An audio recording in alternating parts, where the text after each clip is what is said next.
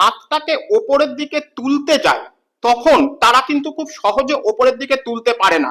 একটুখানি হাতটাকে ওপরের দিকে তুলতে গেলেই তাদের এই কাঁধ এবং হাতের যে জয়েন্ট, যে সংযোগস্থল, সেই সংযোগস্থলে কিন্তু প্রচন্ড পরিমাণে ব্যথা লাগে। আবার অনেকের ক্ষেত্রে হয় কি, যে হাত সাইডের দিকে তুলতে পারে না বেশিটা, মানে এইটুকু তুললো তারপরেই এইখানটায় ব্যথা লাগে। আবার অনেকের ক্ষেত্রে হয় হাত পেছনের দিকে নিতে পারে না।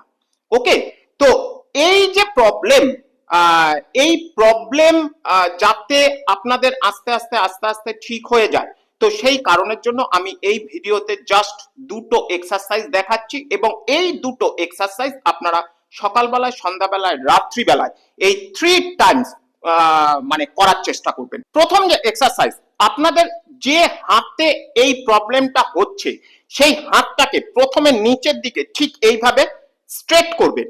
স্ট্রেট করার পরে অপোজিট যে হাতটা রয়েছে সেই হাতটা দিয়ে আপনাদের এই জয়েন্টটাকে ঠিক এইভাবে ধরবেন।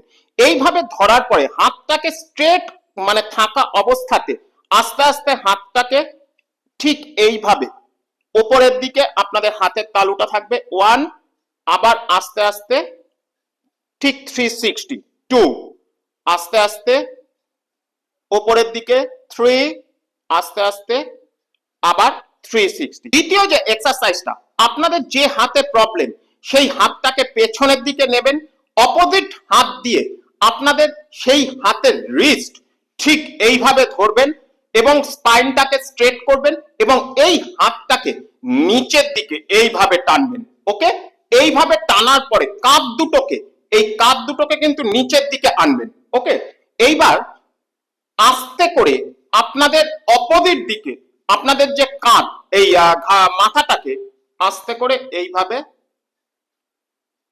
কাত করে দিতে হবে, হোল্ড করতে হবে।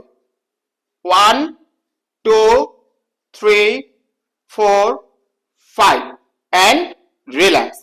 মাথায় রাখতে হবে যে আপনাদের হাতটাকে কিন্তু নিচের দিকে টানতে হবে এবং আপনাদের স্পাইনটাকে কিন্তু একদম স্ট্রেট করতে হবে।